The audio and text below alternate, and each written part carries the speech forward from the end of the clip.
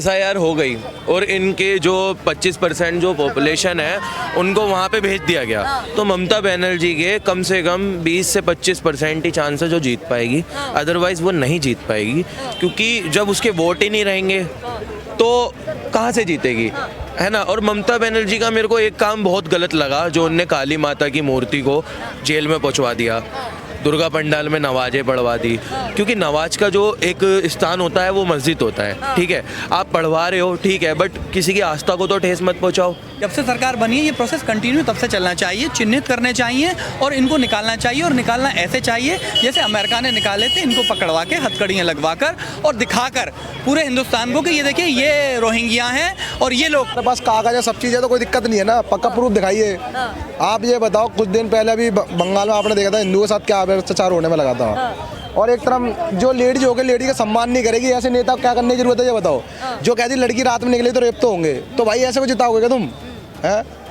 ऐसे जिताओगे जो एक तरफा काम करती हो, ऐसा काम मत करो भाई। एसआईआर सही हो रही है और ऐसी होती रहेगी। एसआईआर का मतलब ये है कि जैसे मेरे घर में 6 वोट हैं, ये मेरे बगल में किसी के 6 वोट हैं, उसमें 4 लोग खत्म हो गए, उनकी भी आईडी रखी है, वो भी वोट डालना है, तो वो वोट तो कटने चाहिए ना। वोट एक बहुत महत्वपूर्ण होता है, वोट एक बहुत महत्वपूर्ण होता है, वो आपका अच्छे के लिए होता है वोट। ये नहीं है मतलब कोई वोट डाल दो, जब वो 6 लोग में 4 लोग खत्म हो गए, 2 वोट ही तो बचेंगे, वो 4 वोट एक्स्ट्रा कैसे डालने हैं। तो नमस्कार, मैं अमनीसा पाल आप सभी का स्वागत करती हूँ हमारे चैनल पे। देखिए, एसआईआर को लेकर जो हड़कंप मचा हुआ है, तमाम जगह अलग अलग धारणाएं बनी हुई हैं। जैसे हम बात करें पश्चिम बंगाल में ममता दीदी ये कह रही हैं कि किसी को भी बांग्लादेश नहीं भेजा जाएगा। जो एसआईआर हो रहा है इससे बीजेपी वो डराने की कोशिश कर रही है। अब वही तमाम जो विपक्षी दल हैं वो कह रहे हैं कि एसआईआर को लेकर जो विपक्षियों के वोट काटे जा रहे हैं, इस पर बीजेपी है वो संसद में आके शीतकालीन के सत्र के दौरान सारे सवालों का जवाब दे। अब तमाम नेता से साथ हम मौजूद हैं और जानने की कोशिश करते हैं एसआईआर के बारे में इनकी क्या सोच विचार है। शुभ नाम जानना चाहूंगी सर मैं। हाँ, मेरा नाम मोहसिन कबीर बोलते हैं मेरे को। मोहसिन, क्या कहना चाहेंगे सबसे पहले एसआईआर के बारे में? आप क्या कहना चाहेंगे जो एसआईआर 12 राज्यों में चल रहा है, इसका तमाम विपक्षी दल विरोध कर रहे हैं कि उनके वोट ही काटे जा रहे हैं, आप इस पे क्या कहना चाहेंगे? देखिए, एसआईआर की जहाँ तक बात है, एसआईआर कोई नई चीज़ नहीं है, इससे पहले भी 20 साल के अंदर अंदर होती है। मेरे को तो ऐसा नहीं लगता कि इस पे कोई ऑब्जेक्शन होना चाहिए एसआईआर पे। एसआईआर इससे पहले भी हुई है। पर्टिकुलर बात आती है यहाँ पर टाइमिंग की, क्योंकि टाइमिंग को लेकर ये है कि जैसे कि होना चाहिए था तो 2020 या 21 में होना चाहिए था, तो 2025 में हो रहा है। तो इस पे सवाल हो सकता है कि आखिर लेट क्यों हो रही है, इस पे सवाल हो सकता है। मगर इसमें एसआईआर में ऐसा कुछ नहीं है जिससे कि डरा जाए, डरने वाला इसमें ऐसा कुछ नहीं है। ये प्रोसेस इससे पहले भी हुआ था और आज भी होता है। मगर अगर विपक्षी दल अगर इसकी टाइमिंग पे सवाल करते हैं तो टाइमिंग की बात अलग है, उस पर सवाल कर सकता है, क्योंकि कहते हैं ट्रांसपेरेंसी। को ये कहना कि वोट काटा जा रहा है उनका वोट। देखिए, एक बात सुनिए, अगर आप भारत के मूल नागरिक हैं तो वोट कटने का कोई सवाल ही नहीं उठता है पर्टिकुलर। मगर यहाँ सवाल ना वोट कटने का है ना एसआईआर का है। मैं जहाँ तक समझता हूँ, मेरे हिसाब से ट्रांसपेरेंसी का सवाल है कि अगर ये एसआईआर हुई तो ट्रांसपेरेंसी होनी चाहिए इसमें। एक तो ये कि अगर ये एसआईआर हुई थी, जहाँ तक मैं समझता हूँ, तो ये 2024 के इलेक्शन से पहले होनी चाहिए थी, जहाँ तक मैं हिसाब से लोकसभा इलेक्शन है उससे पहले होनी चाहिए थी, क्योंकि अगर जो अवैध वोटर प्रोसेस में टाइम लगता है, धीरे धीरे सारी चीजें होती है। सवाल सिर्फ टाइमिंग का है, बाकी कूलर मैं जहाँ तक समझता हूँ टाइमिंग का है। क्योंकि इलेक्शन अगर हम ये समझते हैं कि अगर जो हम ये समझते हैं कि जितने भी अवैध वोटर हैं, तो इसका मतलब उन्होंने 2024 के इलेक्शन में भी वोट डाला होगा, तो पर्टिकुलर उस इलेक्शन में भी ये सवाल बनता है। तो ये सवाल एक बनता है, तो मेरे हिसाब से इसकी ट्रांसपेरेंसी ये थी कि जो 24 से पहले होना चाहिए था। और ये जो क्या कहते हैं एसआईआर का मुद्दा है, ये बहुत इजीली और कंटिन्यू चलना चाहिए था। एकदम ये हुआ है तो उससे बहुत ज़्यादा जो काम है बहुत प्रेशराइज हो रहा है, बहुत एकदम हैवी हो रहा है। यूपी के अंदर एसआईआर जहाँ तक हो रहा है, मैं भी गया था गांव, मैंने भी एसआईआर का फॉर्म भरा था। मगर जैसे कि हमारा जो बीएलओ था वो हमारे से मेरे जो शहर है वहाँ से 9-10 किलोमीटर दूर रहता है, तो वो रात के 10 बजे तक वहाँ लगा रहता था। तो इसमें ये है कि बीएलओ के ऊपर थोड़ा सा यूपी के अंदर पॉपुलेशन ज़्यादा है तो बहुत प्रेशर था। बाकी क्या है कि इसका ये था कि इसको पहले शुरू होना चाहिए था, तो इतना इसमें हुअल्ला नहीं मचता। बाकी अगर इसको कोई इलीगल बताए तो मैं समझता हूँ इलीगल तो ये नहीं है तो प्रोसेस ये सही। मगर मुझे टाइमिंग का एक सवाल है। और दूसरी बात, बिहार में जो एसआईआर हुई थी बिहार के SIR पर बस मेरा जब हो चुका है तो सरकार से एक ही सवाल था कि जिसमें 65 लाख लोग जो निकले थे, उस 65 लाख लोगों में से ये क्लियर होना चाहिए था कि उसमें से कितने लोग रोहिंग्या थे और कितने बांग्लादेशी थे। ये भी सरकार को क्लियर कर देना चाहिए था, क्योंकि क्या कहते हैं, चुनाव आयोग की जो वेबसाइट है उस पर 65 लाख लोगों का ब्यौरा तो है, मगर ये क्लियर नहीं है कि इसमें कितने रोहिंग्या हैं और कितने बांग्लादेशी हैं। आप क्या कहना चाहेंगे सर? देखिए SIR हो रहा है और SIR की वजह से काफ़ी हड़कंप मचा हुआ है। उधर ममता दीदी कह रही है कि बीजेपी है वो तमाम जनता को डराने की कोशिश कर रही है अलग अलग राज्यों में SIR के माध्यम से। हम किसी को भी बांग्लादेश नहीं जाने देंगे। तो ये इससे क्या संदेश जाता है? इस बयान से क्या साबित होता है जो पश्चिम बंगाल में ममता दीदी बोल रही है? क्या कहना है? देखो, मैं ये कहना चाहूँगा, जब उनके पास बांग्लादेश दे रखा है उनको, तो उनको यहाँ आने की क्या ज़रूरत है? ठीक है। और दूसरी बात ये कि SIR हो रही है, चाहे लेट हो रही है, चाहे कैसे भी हो रही है, बट बांग्लादेशी जो है उनका अपना एक अलग देश है, तो उनको वहीं रहने के लिए बेस्ट रहेगा। क्योंकि अपने भारत में इतने लोग बेरोज़गार हैं, ठीक है, तो यहाँ पे खुद ही यहाँ पे रोज़गार नहीं है ढंग से, तो और बंदे आ जाएंगे तो उन्हें कहाँ से मिलेगा? सिंपल सी बात है। तो भाई जो जिस देश के है उसी देश में रहे तो बेस्ट है। SIR के माध्यम से बीजेपी है वो आम जनता को डराना चाहती है। कई सारे BLO भी आत्महत्या कर रहे हैं। इसके पीछे का बड़ा रीज़न ये है कि SIR इतनी जल्दबाजी में हो रहा है, जल्दबाजी में हो रहा है। जो BLO है उन पे प्रेशर बन रहा है, तमाम सारे सवाल उठ रहे हैं। देखो, प्रेशर तो बनेगा ही बनेगा, क्योंकि एकदम से जब टेंशन आ जाती है इंसान के सर पे, जैसे ममता बनर्जी के सर पे आ गई या अखिलेश के आ गई या राहुल के आ गई, तो उनको टेंशन तो होगी, सिंपल सी बात है। क्योंकि उनके आधी से ज़्यादा नहीं, 2 अखिलेश के और राहुल के तो नहीं है इतने वोट, पर ममता के 25% रोहिंग्या वोट है। हाँ, तो उनको दिक्कत होगी, सिंपल सी बात है। अच्छा, ये कैसे कह सकते हैं आप कि उनके रोहिंग्या वोटर्स हैं? ये कैसे कह सकता हूँ? क्योंकि मेरी जो नानी का घर खुद कोलकाता में, बेहाला सिटी में, तो मैंने खुद जाके देखा है वहाँ पे कितने रोहिंग्या का बंदा अलग ही शकल से दिख जाएगा। गाजीपुर में रहते हैं, पीछे मुर्गा मंडी में, मछली मंडी में रोहिंग्या वो अलग ही दिख जाएंगे, पूरी बंगाली लैंग्वेज बोलते हैं, तो वो पता चल जाता है। उत्तर प्रदेश में डिटेंशन सेंटर में भेजने वाले कह रहे घुसपैठिए जितने जो भी रोजगार करते हैं या कोई काम करते हैं, तो उनको उनकी पहचान की जाएगी, उनको डिटेंशन सेंटर में भेजा जाएगा। वहाँ पे काफ़ी ज़्यादा आपने देखा होगा डिटेंशन सेंटर है जहाँ पे कभी छूट भी नहीं सकते। हो सकता है कि काला पानी जैसी सज़ा जो कहते हैं, मुझे तो यहाँ तक कि सुनने में आया है, उस तरीके की सज़ा भी मिल सकती है। देखो भाई, काला पानी की सज़ा तो ना ही दो तो अच्छा है, क्योंकि किसी का घर बार उजड़ जाएगा। एक काम करो, सबसे बेस्ट कि भाई टिकट करवा दो और उन्हें सीधा उनके वहाँ पे भेज दो बांग्लादेश, तो उससे बेस्ट ऑप्शन। एक्सेप्ट नहीं करेंगे, लगता है कि आसान होता है घुसपैठियों को भेज पाना, क्योंकि देखिए, वहाँ पे उनका देश भी एक्सेप्ट करने के लिए। मैं इस बात को समझता हूँ और इस बात को जानता हूँ कि अगर कोई भी इलीगल तरीके से भारत के अंदर आता है, अगर कोई प्रोसेसिंग आता है, क्या कहते हैं, पासपोर्ट के आता है, यहाँ व्यापार के लिए आता है, कोई ऑब्जेक्शन नहीं। पर पर्टिकुलर कोई इलीगल तरीके से अगर कोई यहाँ भारत में घुसता है, तो कोई भी भारतीय इस पक्ष में नहीं होगा कि वो यहाँ आकर हमें हमारे अधिकारों को हमें उससे साझा करना पड़े।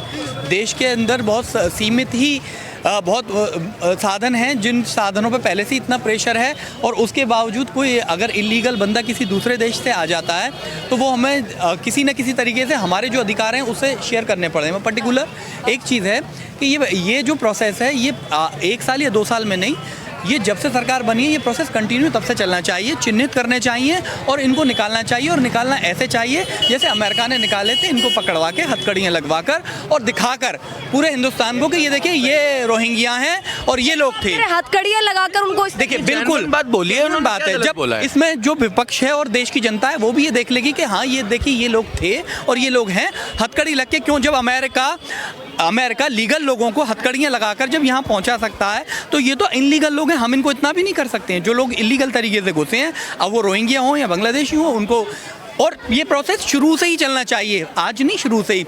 हमें इस चीज़ के लिए हमेशा ही ये रहना चाहिए तैयार कि अगर भारत में कोई इलीगल तरीके से घुसता है, हर राज्यों में और राज्यों की सीमाओं में, हर साथ क्यों नहीं देता? मतलब हमारे विपक्ष ये क्यों नहीं कहता कि मैं रोहिंग्याओं को भगाओ, हम आपके साथ में हैं, आप SIR करवाओ, आप अपने जो लीगल वोट है उनकी पहचान करो, जो इनलीगल वोट है उनको बाहर भेजो। कोई अगर विपक्ष अगर इसका संरक्षण करेगा तो इसका मतलब ये थोड़ी ना है कि हमारे जो सत्ता में बैठी हुई सरकार विपक्ष की बात मानकर उनको रहने देगी।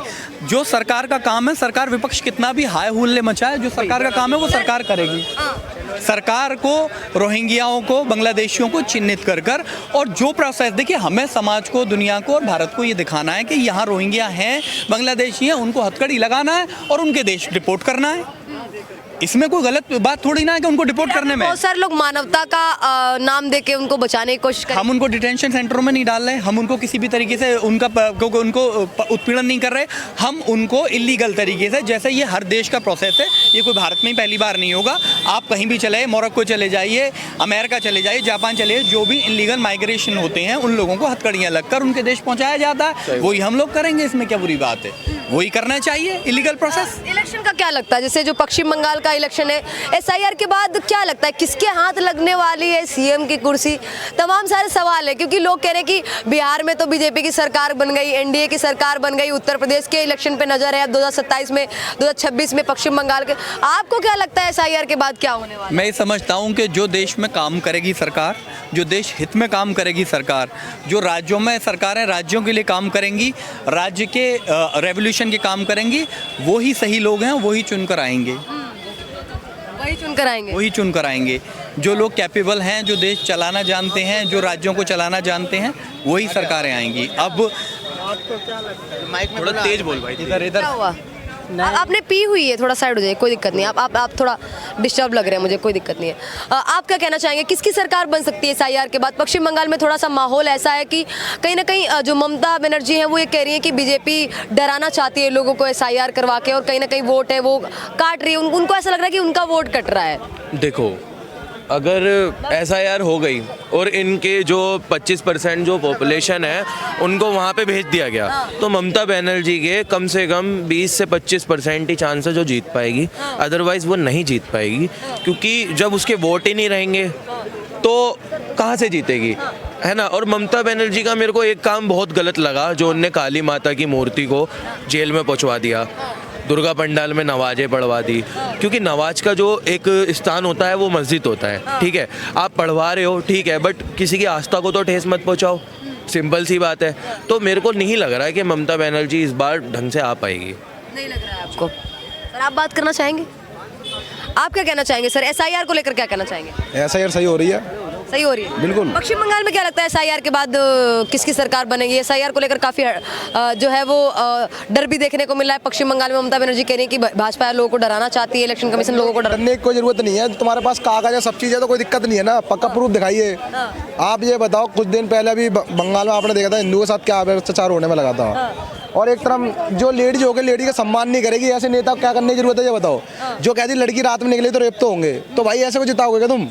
हैं ऐसे जिताओगे? जो एक तरफा काम करती हो ऐसा काम मत करो भाई। ऐसा यार सही हो रही है और ऐसी होती रहेगी, और होना चाहिए, तब पता लगे ना कौन इस देश के साथ है, कौन इस देश के साथ नहीं है। खैर शीतकालीन जो संसद सत्र चल रहा है इसमें एसआईआर पर चर्चा करने की जरूरत है केंद्र सरकार को, और तमाम लोगों को इसमें जवाब देने की जरूरत है। एसआईआर का मतलब ये है कि जैसे मेरे घर में 6 वोट हैं, ये मेरे बगल में किसी के 6 वोट हैं, उसमें 4 लोग खत्म हो गए, उनकी भी आईडी रखी है, वो भी वोट डालना है, तो वो वोट तो कटने चाहिए ना।